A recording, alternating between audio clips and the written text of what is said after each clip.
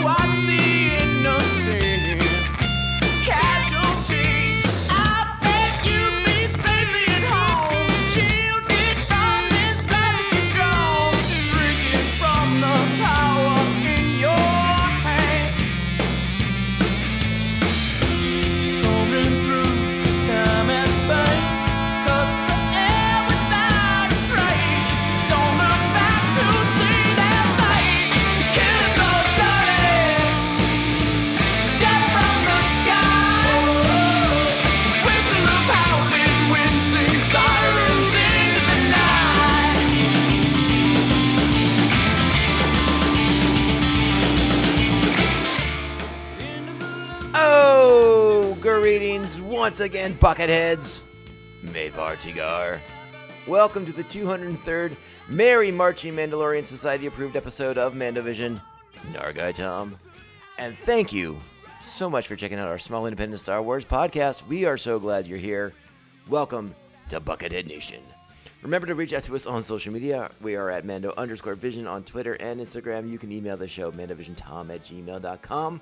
Make sure to like, subscribe, follow, and share the show with all the Mandalorians in your covert. All right, my friends, it is here. Today is the day. The season 3 finale of The Mandalorian has dropped, and I'm just going to say it. I really enjoyed this episode. I had a blast. I thought it brought together a lot of the elements that we talked about, not only in season 3, but also some stuff from back in season 1s and 2. Ones and 2. Look at that. We're off to a fiery start here. But again, a really strong episode, action dominant, and like top tier action as well. They really did just a bang up job. Rick Famuyiwa directed the holy heck out of this one. The action's top notch. It's very, very entertaining episode. It's fast paced. It's got a lot going on. We have a multiple point of views being covered in the story. You know, we have Bo's side of things, Bo-Katan and her forces. We have Din and Grogu together inside the compound. We have what's going on in orbit with Axe Woves.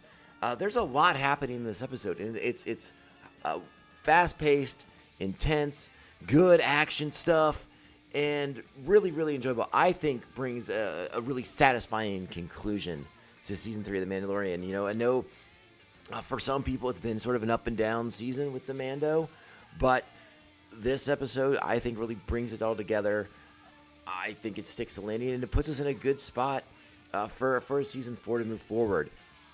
Before we kind of dive into the episode in particular, though, I want to go back a little bit because, listen, let's just talk about it a little bit because there's been some, between last week and this week's episode of the show, I have seen countless, what I like to just call just clickbaity articles about The Mandalorian and what could happen here in the finale for Season 3. Most of them were variations of, is the Armorer going to betray the Mandalorian? Will Axe Woves betray the Mandalorian? None of those seemed to fit. I still wasn't 100% certain on Axe. I'll say it. Like, I thought there was a possibility that he might go rogue because he didn't view Bo-Katan as a worthy leader of the people. So I didn't think that was out of the realm of possibilities. The Armorer felt like a stretch. I'm not going to lie. But there's a lot of people read a lot into the Armorer's appearance, and that's a conversation for another day if they actually go anywhere with it, which I'm not so certain they will. The other big article articles, I should say, that seem to spread like wildfire across the internet, and not even articles. Some of them were just tweets, like no facts to support them. Just throw it out there in the world and see what happens. Was the again, you can't even call it a rumor because I mean it was just kind of clickbaity, right? But this notion that there was a huge falling out on the set of The Mandalorian season 3 filming, and in which Pedro Pascal was very upset and very angry and had words with the creators behind the scenes, and would be relieved of duties on this show, i.e., they were going to kill Din Djarin in the season 3 finale of The Mandalorian and shift our focus fully to Bo-Katan Kryze, House Kryze, and sort of the coming together of Mandalore, right? I didn't go out publicly. I didn't go on the internet to refute these sort of things because they seemed like gossip mill, grist, clickbaity things. So like, why stoke those fires any further? I had my own set of opinions on that rumor that they decided to start, and I'm happy to report that I like it when the internet is wrong. So these clickbait things, they're designed to really sort of, they're targeting you and your interests and your passions, and they're trying to use them against you to read these sort of things and to get worked up. And I love it when these things blow up in your face, in their faces of the people who started these things. And hopefully we as an audience learn our lessons. I learned my lesson years ago on this sort of thing, to not get invested and involved in these sort of things because they just would upset me. I held my opinions. Sometimes my opinions are right, sometimes my opinions are wrong. But in this case, I want to review some facts and put them out there to see what you all think. One reason why I did not have any belief in that idea that Din Djarin would be killed is because I'm not convinced Pedro Pascal was on the set of season 3 at all. There's very little evidence to point to Din Djarin, aka Pedro Pascal, being on set. It looked to me like a lot of the heavy lifting for Din Djarin was done by Brendan Wayne and Lateef Crowder. Particularly in this episode, Lateef Crowder's martial arts skills come in very, very handy. And because we never see Din Djarin remove his helmet like we did at various points, like we did in season 1, like we did in season 2, I thought there was a very real possibility that Pedro Pascal was never even on set this season. Now that could be wrong. It's very possible that he's in there at some point just doing his thing because he happened to be in LA. But we know that Pedro Pascal is an insanely in-demand, busy actor right now. So I think that you could it's a reasonable possibility that he was never even on the set. and the other idea that I had, the other thought in my brain that precluded me from reading this article and getting invested in the idea that Pedro Pascal was leaving the show was because that it felt to me like at some point this show would revert to what it always was before, which was Din and Grogu, and in the outer territories, in the outer rim, doing Star Warsy things in a much smaller fashion. We just had to get to this point. We had to get to the Return of the Mandalorians. We had to finish this arc, and then we'd reset and move forward. And by and large, that is exactly what happened in this season 3 finale. So the internet is designed. I feel like the internet these days is designed just to make us angry. So always be cautious when you see those kind of clickbait things, because more often than not, they are completely false. I guess we'll just go with false. I don't want to say it's being done in a malicious way or anything like that, but they want your clicks for whatever reasons, and it's not. You're not getting any news, right? It's gossip, it's chit chat, it's idle chatter, it's speculation. Very few of these articles ever have any sources worth citing, and if they do cite a source, it's a shaky one at best. So that was somewhat amusing to see those rumors all week long, and then watch the finale, and by the end, I'd be like, oh yeah, glad I didn't waste my time looking into that stuff. Holy Toledo, what a waste of time that would have been. Anyways, so I'll take a small victory lap on that one. But yeah, I think it's time. Let's get into our episode proper. Let's talk about the season finale. Like I said, it's a lot of things going on in it, a lot of action, a lot of things driving the story forward, and it's very fast. It's a very fast-paced episode of the show too. So we're gonna do our best to sort of hit on everything that we can, and hopefully do so in an entertaining fashion for you all. So let's go ahead and get our particulars out of the way for this episode. This is The Mandalorian, Season 3, Episode 8, Chapter 24, The Return. Original air date today, April 19th, 2023. Written by Jon Favreau. Directed by Brick Famuyiwa, which I hope, sir, I'm getting your name close to being correct. I'm really going to work on that, I'm promising. Our principal cast this week, Pedro Pascal, Brendan Wayne, and Lateef Crowder are The Mandalorian. Katie Sackhoff is Bo-Katan Kryze. Giancarlo Esposito is Moff Gideon. Simon Cassianides is Axe Woves. Wesley Kimmel returns as Ragnar. Paul Sun-Hung Lee returns as Captain Carson Teva. Charles Parnell is the Survivor Captain. Emily Swallow is the Armorer. Mercedes Vernado is Casca Reeves. And Carl Weathers returns as Grief Karga. So, our plot this week, it's another stimulating one in the description. The Mandalorian and his allies confront their enemies. And boy, do they. What an epic confrontation it is and was. So, I think we know what time it is. It is time. Strap on your buckets. Let's go. Sir, the fighters and bombers have launched. Their capital ship will soon be destroyed. But the Mandalorian has escaped. Shall we engage? No, I'll take care of him myself. So this episode basically picks up right where we left off last week, with Bo-Katan's forces in retreat, Din Djarin captured and being hauled away by Moff Gideon's super commandos, and things looking real bad because Moff Gideon had also just ordered the interceptors and the bombers to launch and destroy the Mandalorian fleet in orbit above the planet. Things were not looking good for our heroes, but as often the case with the cunning Mandalorian warriors, they turned the tables, and they turned them quickly. Bo's forces on the run, that's still happening, being pursued by the super commandos. Din Djarin being hauled away, and Din is able to turn the tables on his captors, get into a pretty sweet hand-to-hand fight with these fellas, and using knives, vibro blades, using basically the super commandos' weapons against them. The way he manipulates the bodies, flips them around, they're basically killing each other. It's fantastically executed, well choreographed, and one of the highlights for Lateef Crowder bring that level of physicality to the character finally, and nice to kind of see Din in a position where he can excel and sort of be like, hey, by the way, this is still my show.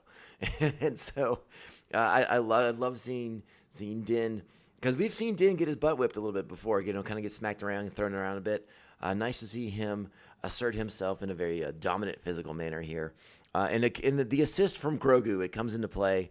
Again, sort of like we speculated a little bit last week on the show, that Grogu was not going to let his protector be taken away. And I was, well, I don't want to get ahead of myself with my terminology here. So nice to see Grogu step up, get involved in the action, and Grogu gets in the mix a lot in this episode, which I think is a good sign for a character who's being tutored in the ways of the Mandalorian.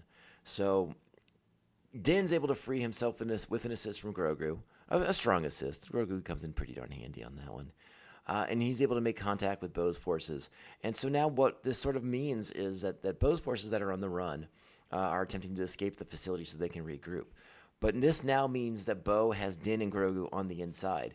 So they're able to sneak around the base. And the Din-Grogu story sort of falls along the lines of Episode 4, A New Hope, because they're sneaking around the base. They're trying to figure out what's going on. They're trying to get this information. They also want to find Gideon as the Mandalorian sets up. It's time to stop running. It's time to face the person who's put us in this position for a long time now.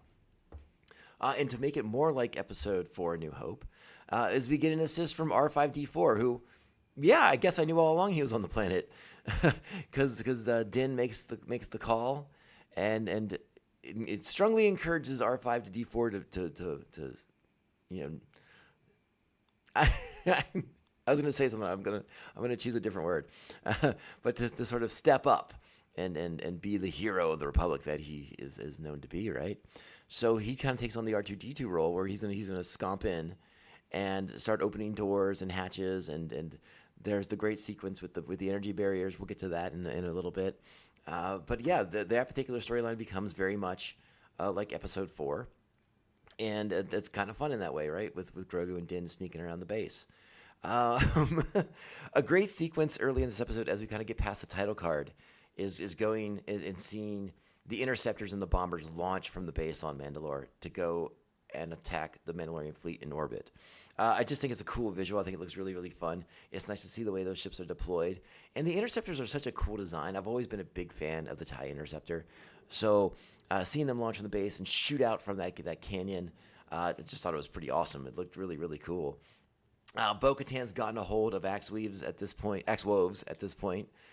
to let him know the plan that the bombers and the interceptors are en route, that the fleet is in danger, and that she wants to use the light cruiser as a decoy while the main Mandalorian forces deploy to the surface of the planet to reinforce them against the super commandos.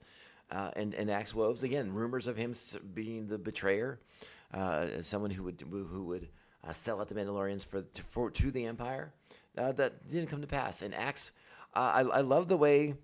I think he gets a nice little arc in this episode, just because he's very determined, very motivated, and there's a lot going on for Axe Woves in the sense that once he gets the Mandalorians to leave the ship, you're sort of wondering, is this the point where we turn on our forces? But no. The Imperials commence the attack, and you realize that Imperial cruisers, when there's just one person on board, not quite as powerful as you might think they are against interceptors and TIE bombers. So they don't go well. It doesn't fare well for Axe, and we wonder if he's making the noble sacrifice the way that Paz Vizsla did in the episode before. But Axe has other plans, and we'll talk about that later. One of the cool parts before that attack begins, though, on the light cruiser, is I loved the Mandalorians leaving the light cruiser from like the low orbit and using their jetpacks to descend into the landing ships. I thought that was frickin' cool as all get out. I love that visual. Just another really nice visual touch in this episode that is full of really nice visual touches.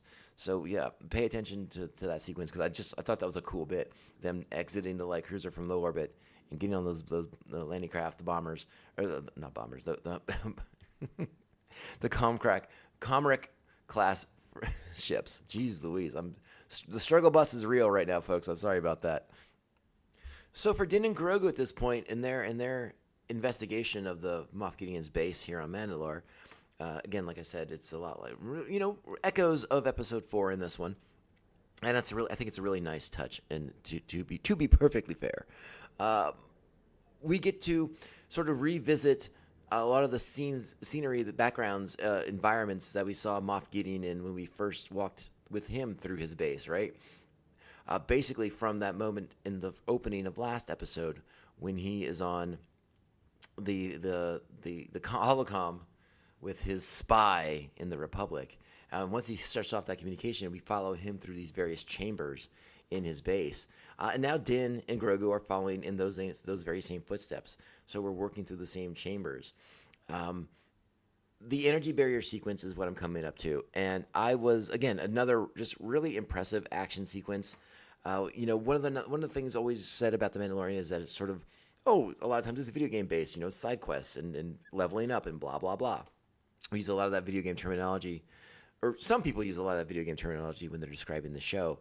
And the barrier sequence, it is a little video game-esque, but it's also really well done because it's Din using R5-D4's ability to scomp in and manipulate the barriers at his leisure, right? So that he controls the action, he controls who he's going up against.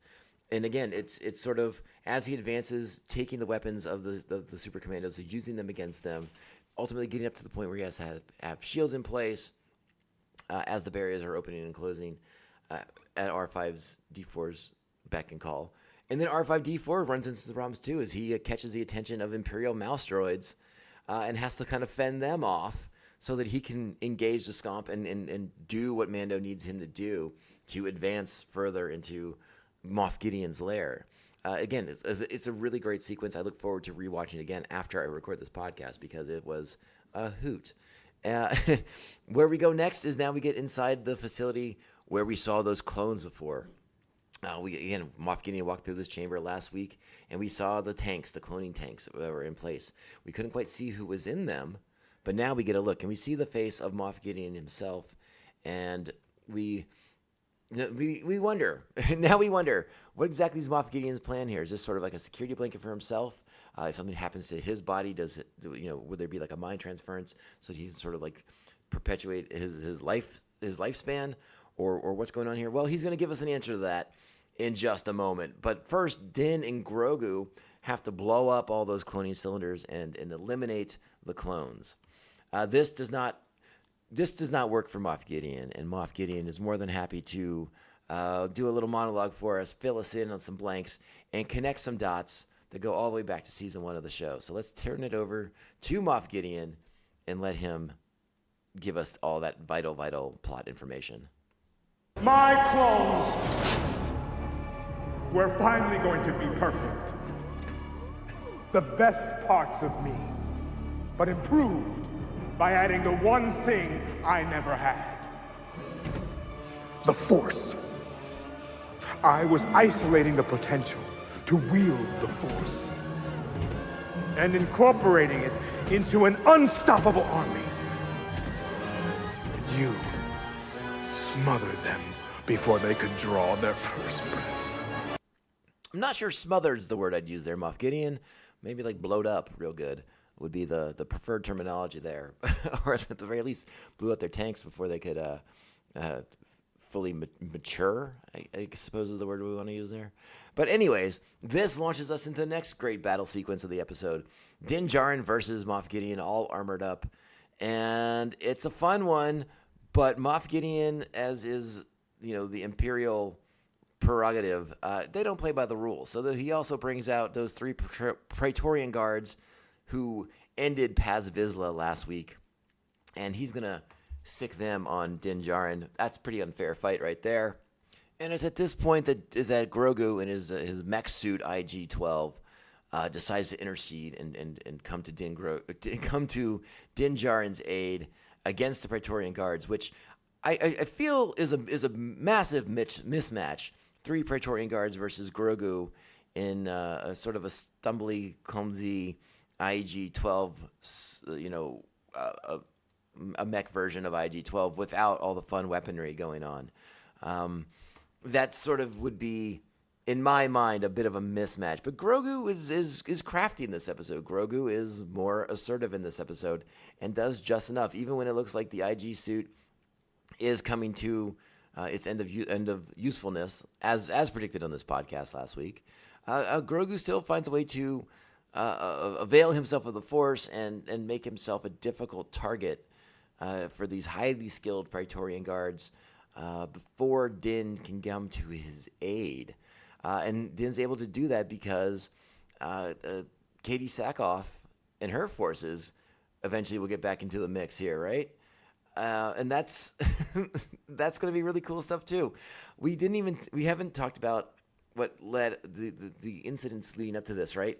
Where let's go back a little bit to Bo-Katan's forces, right? On the run, they make it out of the facility. They're going to regroup themselves. They find themselves in these caverns. And the caverns are green and lush and full of flora and fauna, which nobody knew was possible on Mandalore anymore. For a long time, after the Mandalorian Civil Wars, it was believed that the planet was its surface was basically dead. They lived in those giant dome cities because nothing could live on the surface anymore. But like in Jurassic Park, life finds a way. The Mandalorian survivors who survived the Night of 1,000 Tears, who stayed behind on Mandalore that entire time, the one Charles Purnell plays and his forces, the ragtag Mandalorians, they found a way to cultivate the samples that they found sporadically across the surface, and they became farmers and gardeners and and brought life to Mandalore, to this lifeless, what was a seemingly lifeless world. And I think for Bo-Katan, it's another sign of hope for her planet, for her people, that the world will once again be able to provide for them as well. And so now it's time for them to spring back into action, because the call comes in that the Mandalorian forces are en route from low orbit, and now it's time to spring into action against the Super Commandos and head back into the cavern. And what we get in this sequence is just really phenomenal aerial combat of the jetpack variety. They've been teasing this, off and on throughout the season, seeing the jetpacks in action on the Mandalorians. But this time it's like a full-on battle. They fly into combat against the Super Commandos. Bo-Katan fires up the Darksaber. The armorer still's got her rad hammers. And you get to see her use them. You're like, what's that going to do against a bunch of guys with blasters? But the armorer handles herself quite well with her tools of the trade. And it's, again, another really strong action sequence in an episode packed full of really strong action sequences. So that's going on above as Gideon and Djarin square off against each other. And it's when Bo-Katan realizes what's happening beneath her that she springs into action because, again, Din is in trouble. The Praetorians have him on the ropes. And, it's looking bad, looking real bad. So Bo-Katan arrives, and it's going to be, that's when it looks like it's going to be all good for our heroes, right? Not so fast, my friends. So now the fight changes its patterns, right? Moff Gideon versus Bo-Katan and the Darksaber. Sort of like the revenge match for Bo-Katan Kryze here. She's going to get to square off against Moff Gideon, do what she probably should have done the first time around, right? Not surrender. Fight for Mandalore. Meanwhile, Din Djarin springs up and heads up after Grogu, who's in that chamber, dodging the Praetorian guards now.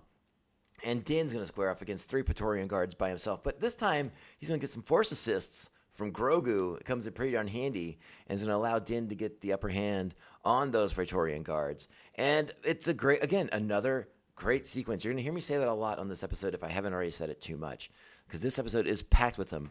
And underscoring these awesome fights is the musical score provided by John Shirley, who is just lights out in this episode. Really, really well done, underlying just the intensity, the urgency of all the battles, all the combat going on. It's just, again, just a really well executed episode, and these action sequences are thoroughly enjoyable, thoroughly engaging, and anyone in the audience who's not enjoying these, you're just looking for things to not like. That's my 2 cents on that.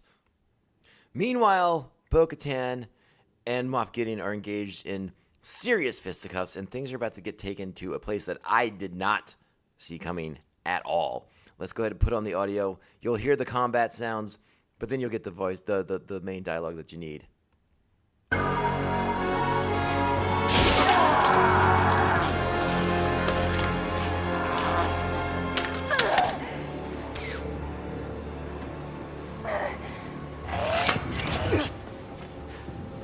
The Darksaber is gone.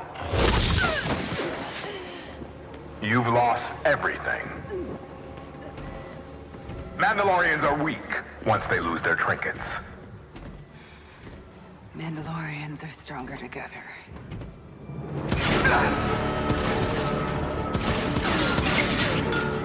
All right, now we get into the great action. But let's pause. Let's put a pin in that real quick before we go back to the crazy intense action as Din and Grogu join the fray against Moff Gideon.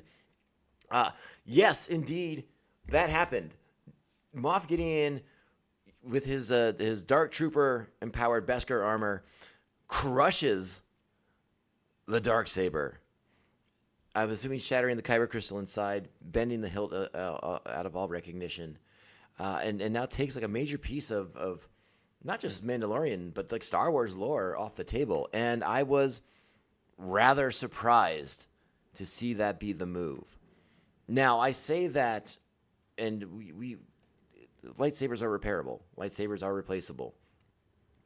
But is the Darksaber? I mean, the Darksaber is insanely unique.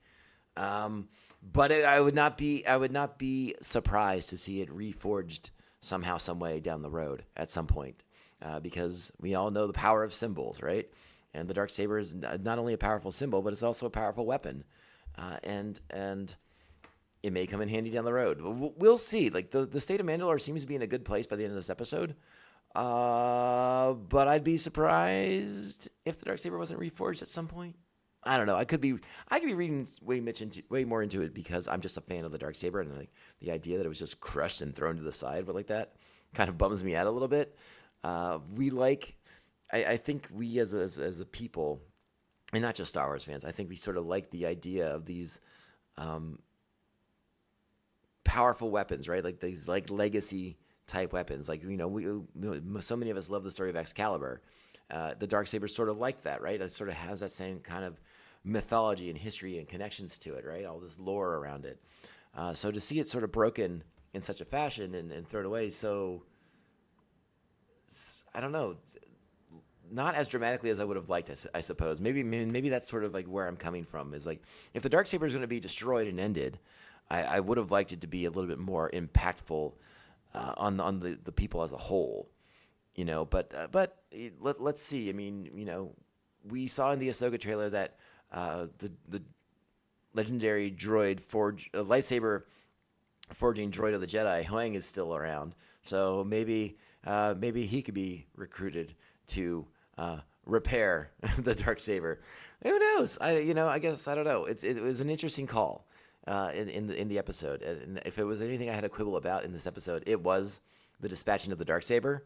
But as Bo-Katan says, and maybe that's why they destroyed it, because like Moff Gideon has this perception that Mandalorians without trinkets are powerless and weak, and Bo-Katan for the last several episodes has been maintaining the Mandalorians are stronger together, and that's what needs to change, because that's what the Empire did, right? They divided the people. It kept the Mandalorians away from each other, so they were weaker as a whole than they ever could have been if they stood together. They were factioned. They were broken up into pieces, and it goes all the way back to the Clone Wars when Maul and the Shadow Collective took over, and we'll be getting into those episodes coming up here when we start rewatching the Clone Wars again.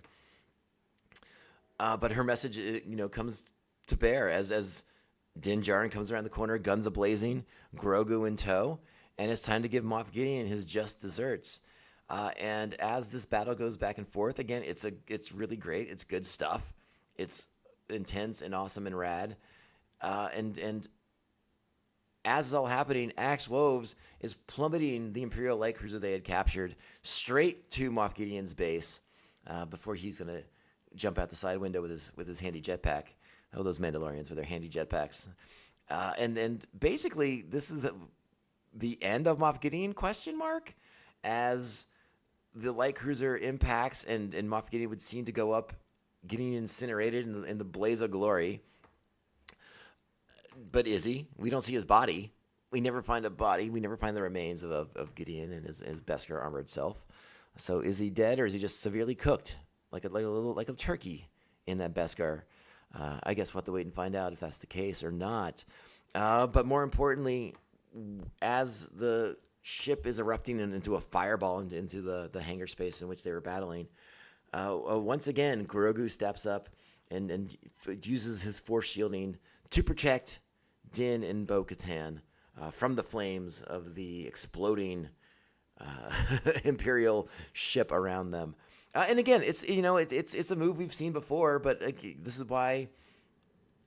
But does that make it less powerful? One of the comments I saw on the internet was like, "Oh, we saw him do that in season 1." It's like, okay, it's still kind of a cool trick to have in your back pocket, though. I mean, like sometimes you need to do the same thing again. Fire's fire, and being shielded from it's pretty darn handy. So that's what Grogu does. Grogu shields Bo-Katan and Din Djarin, and apparently they save the day, right? Because this is the end of Moff Gideon's forces. The Mandalorians have won. They have retaken the planet. It is the return of the Mandalorians, and it's great. It's pretty darn awesome. A million years ago, I don't think. How do I say this delicately, right? I spent a lot of time this morning reading some of the reviews, positive and negative, on this episode of The Mandalorian, just because I wanted to have sort of a well-rounded idea of what people are thinking in general. And as usual, the episode has many fans, clapping and cheering and throwing their hands up and loving it, like myself.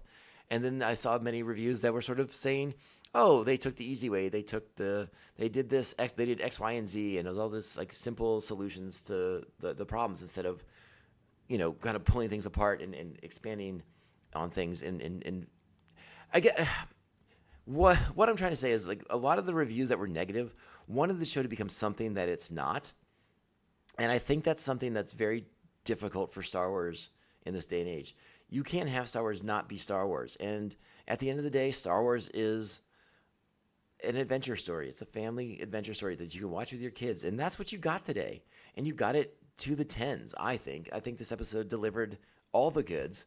Like, yeah, sure, maybe you want like a little bit more dramatic gravitas in the scenarios and the situations. Maybe you would like to see the Battle for Mandalore play out over an entire season, like as an episode, like as a season of Game of Thrones or something like that.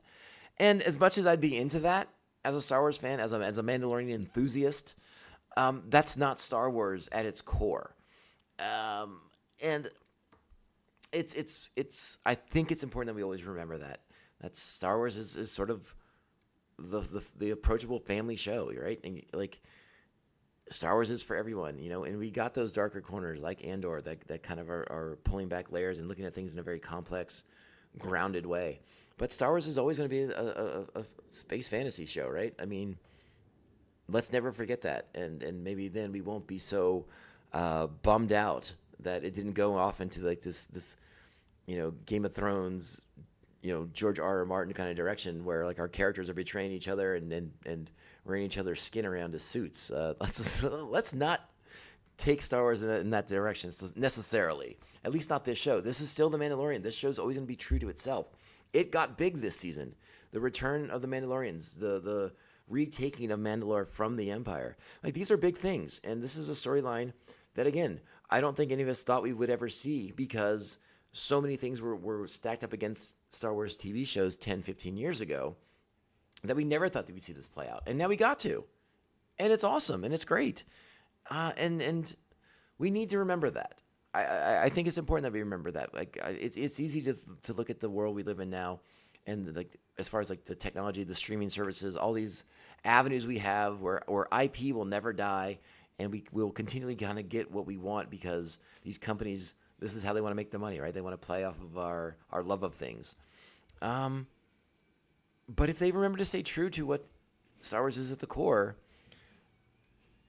I'll always be happy. And it's I'm not even to the end of the episode yet. I'm already doing this defense thing. It's insane. Yeah, I don't know. I don't want to go down that road. There's a lot of things I could say about The Mandalorian as far as like the way it's handled and written and run. But at its core, it is still like the most pure Star Wars thing we've gotten in quite some time. And I think that is the underlying thing that we have to remember moving forward.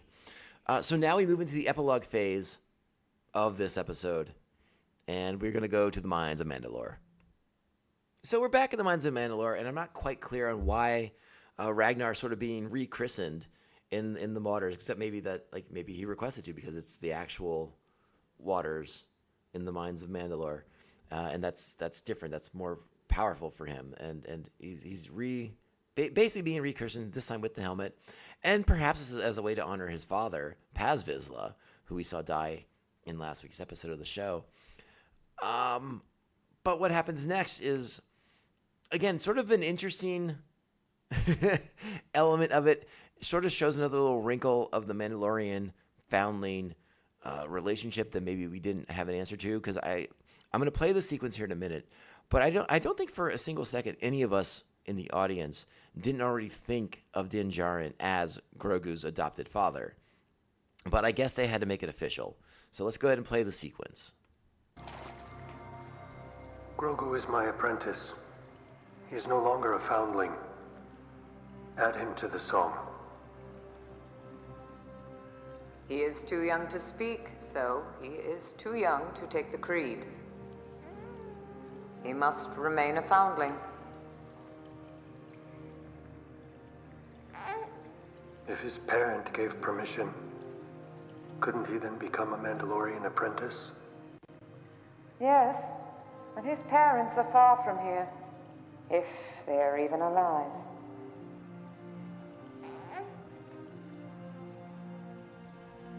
Then I will adopt him as my own.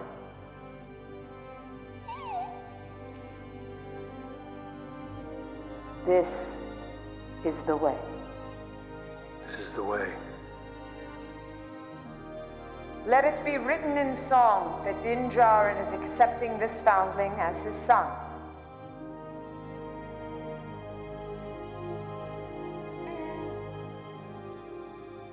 You are now Din Grogu, Mandalorian apprentice.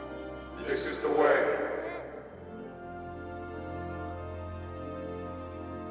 You must leave Mandalore and take your apprentice on his journeys, just as your teacher did for you. This is the way.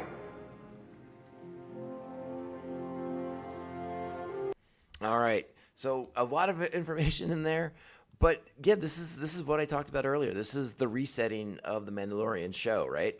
We have completed this massive retaking of Mandalore arc. The coverts are united and they're home on the planet. The Night Owls and those who fled the planet on the Night of 1,000 Tears are back. The Mandalorians have retaken their world, and now they can begin the healing process of the planet and of their culture, of their people. And that's a really nice thing, right? That's good. This is a good thing. Now, again, I have questions.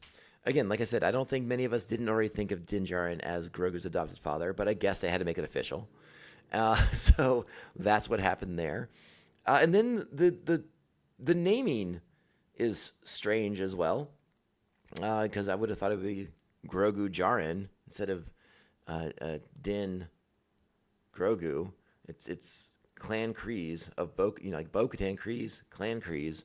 So, like, you would have thought the surname thing would have been a little bit different, but maybe that's part of the apprenticing.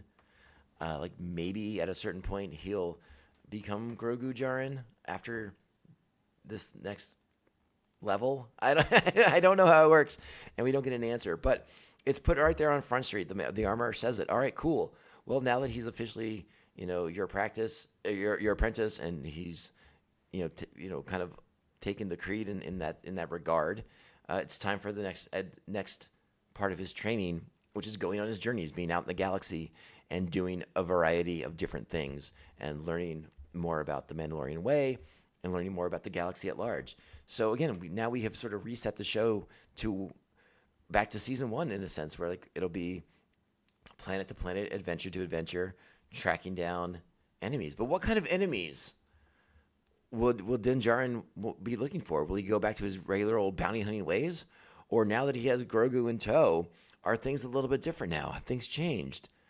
Well, Din has an idea about that. He's going to go head over to a Delphi base and talk to our good friend Carson Teva about that right now. But before that can happen, we have to have a big fancy ceremony to relight the Great Forge. Din Djarin, the armorer, and this is sort of the forging of the people again, right? Like this is sort of the big metaphor, right? The Great Forge is reunited, and the people are forged together once again. So the return of the Mandalores is complete now, and we cut over. It's a great sequence. It's really nice. It's really powerful. If you're as tuned into the lore as some of us are, so I really like that moment. It kind of seals everything in place, right? So now we'll cut over to a Delphi base. Meet up with our good friend Carson Teva, as the Mandalorian has a proposition for him.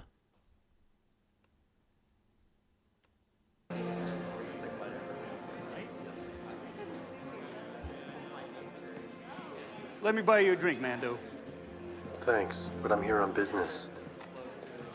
We really appreciate what you did. You made our jobs a lot easier. We've both been chasing Moff Gideon. You would have gotten him eventually. I just got there first. Your kid sure likes the trophies. It's not him, kid. One of them reminds him of someone he knew. I have a business proposition. Shoot. This youngling is my apprentice. What does that have to do with me? I'm a bounty hunter by trade. Now that he's with me, I'll be more selective in my assignments. Go on. You don't have the resources to protect the Outer Rim, let alone hunt down Imperial remnants. And I need work. Let me get this straight. You want to work for the New Republic? On a case-by-case basis. An independent contractor. You know, this is against regulation. It'll never get approved. Which is why you won't tell them. Let me think about it. You already did. It's a good deal and you know it. Is that so? All I require is a small advance. What I want in return is that. A scrap assassin droid head? I need it for parts. Well, there we go. So that answers that, right? I have questions about Mando's plan here. You know, again, Carson Teva puts it out there that the New Republic's never going to go for this. They're never going to support this. So how exactly is Mando going to get paid? Is like Carson Teva going to have like a slush fund somewhere that he's like, you know, he's running like a sort of like a game within a game with Republic forces, which again, we saw the level of corruption going on in the New Republic. I'm sure he could make a phone call and and have someone divert funds to pay a bounty hunter off the books to capture Imperial remnants and pirates and things of that nature. Again, Mando's going to be very selective. He said that as much. He said that right there. Again, but I have some questions about the arrangement. What I took from this scene too, and I have to go back to whatever it was. I think it was episode 6 of the season, where we first go to a Delphi base, because I need to look at that bar again in that episode versus this episode. I didn't notice. I saw the Stormtrooper helmets. I didn't notice all the droid heads they had in there as well. And we got a lot more shots of featuring the details of some of the helmets in place too. So some really cool looking Stormtrooper helmets, some droid heads in there. The centerpiece around the bar is the head of the top of a Imperial probe droid. That was really cool to see. And of course, they just happen to have an IG head amongst the trophies. And that's going to come in pretty handy because they need that part that no one seems to have access to, so that we can bring our friend back and go back to one of our dangling plot threads from episode 1 of this season. And that is the reactivation of IG-11, who Din Djarin will now gift to Greef Karga and the people of Navarro as their new marshal. So that's kind of a fun return for IG-11 as now the protector of Navarro. You know, he had that statue out of him in the first episode as sort of like thanking them for removing the Imperial presence on Navarro that allowed them to kind of grow and flourish in this way. Now he's reactivated with the help of the Anzellans that are on Navarro. And Greef Karga is thankful to have his marshal finally, right?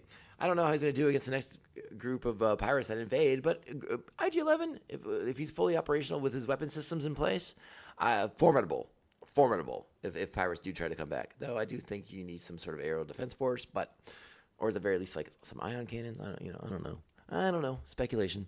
And this also sets up Greef giving a plot of land to Din Djarin, like he suggested back in episode 1 of this season, so that when they're between adventures, Din and Grogu have a place to kind of lay low and have quality family time. And this kind of takes us back to our Western motif, right? Like they're out on the range, the old homestead, throwing his feet up on the porch, watching his kid play with, using the Force to play with frogs. And that's sort of how we end the season, right? Like the tables have been reset for the show moving forward. Navarro's in a new place with IG-11 as his constable. The Mandalore has been retaken. The Mandalorians are united together to rebuild their people, their culture, their society. And Din Djarin is now out in the galaxy with Grogu as his for training. They're going to be on missions. They're going to go on quests. They're going to be doing things to make Grogu a more well-rounded Mandalorian. I mean, it's awesome. Like I think this paves the way for a lot of fun new ideas. We sort of have completed our Mandalorian stuff, and now we can cover new avenues of the Star Wars galaxy and get a lot more, adventure-based stuff going on. Now, how does this tie into What's going to happen with Dave Filoni's Mandalorian movie? I don't know. Again, word before the season came out was that season 4 of The Mandalorian had been written.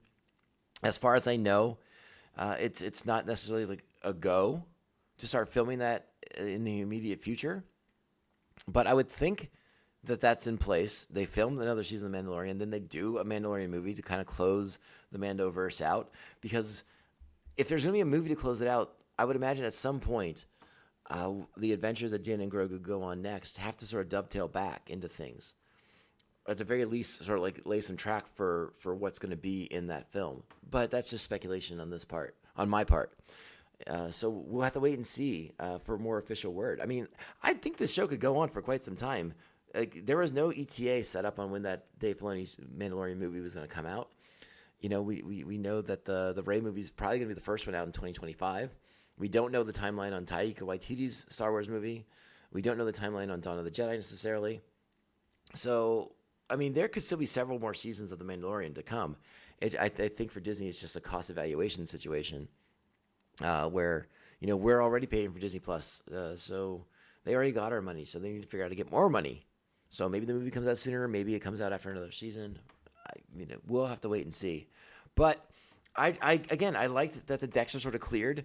Things are sort of reset. Is Moff Gideon really dead? I don't know. No body means I don't believe that. I like to see a dead body if I'm going to suspect that we're done with this character. What's going on with the Darksaber? You know, is it off the table completely now? Is it done? No more? We don't talk about this? I don't know. But it does seem like the next season, the next adventures, the next time we see Din and Grogu will be less mythology based, more of the original premise of the show, like the gunfighter and the gunslinger in the Old West kind of thing. This time with his apprentice in tow, and his apprentice/son in tow. And I'm here for it. I'm down for all of it. It sounds awesome. I'm really happy with the way the season landed. Again, it got a little wonky in places, but the show has always done that, where it takes us on different adventures and it sort of takes different tones and it pays homage to different elements of the creative people involved's past. You know, like they wanted to do a procedural, so they did a procedural with Din and Bo, you know, going around figuring out what's making those droids go crazy. The show's always been like that. So when people get mad about it, I don't know if they're just not paying attention to what's going on around them. That's sort of my 2 cents on that particular topic. But I give this season finale, it's intense, it's full of action, great job on the scoring, the music, the music and scoring are the same thing. The acting, the performances, I think it all delivers the goods. This is 9 buckets. Very happy with the way this season ended. You know, I know some people are already upset that there wasn't some big Star Wars connection to 10 different things. But I'm definitely okay with it. It was going to be pretty hard to top Luke Skywalker returning, so I'm glad they didn't even try. I like that it stayed focused on the Mandalorians. You know, I sort of entertained the notion that the New Republic would swoop in, Teva and his forces would show up to aid them against the Empire. That didn't happen. So, no, I'm kind of glad they kept it focused and let the Mandalorians solve their problems without the aid of the New Republic, without them having to feel indebted to the New Republic. Because, again, they're probably going to want to be an independent system like they were back in the Clone Wars. So we'll see what happens with the Mandalorians moving forward. At some point, I'm sure we'll get information about that, whether it's in season 4 or in some other format of storytelling. We'll find out. But this episode nails it. I loved this episode. I hope you did too. Let me know what you thought. You know where to find me. Hit me up on the social media. It's at Mando_Vision on Twitter and Instagram. You can email the show, mandovisiontom@gmail.com. Make sure you're liking, subscribing, and sharing the show with all the Mandalorians in your covert. And if you want to support the show in another way, those sweet, sweet, sweet 5-star reviews are so insanely helpful. Well, I did it again. I thought this show would be like 40 minutes long, and now we're closing in on 55. So just like Sammy Hagar, I can't drive 55, but this podcast may have to stop at 55 because I'm done talking. All right, my friends, we'll be back very, very soon. I believe we may do an entire postmortem on The Mandalorian this season, or we may just go back right into Star Wars, The Clone Wars. That is TBD. I will be reaching out to some of our trusted friends and colleagues to see what should happen next. All right? Thank you to all you members of Buckethead Nation. You are all the best people in the world. I appreciate your support, downloading the show, sharing it on social media, doing all those things. Buckethead Nation is growing, thriving, and always getting stronger. So I truly, truly appreciate all of you out there. Thank you, thank you, thank you. Let's get out of here. Let's call it a day. But remember, this podcast only ends one way. This is the way. This is the way. This is the way. This is the way. I would like to see the baby.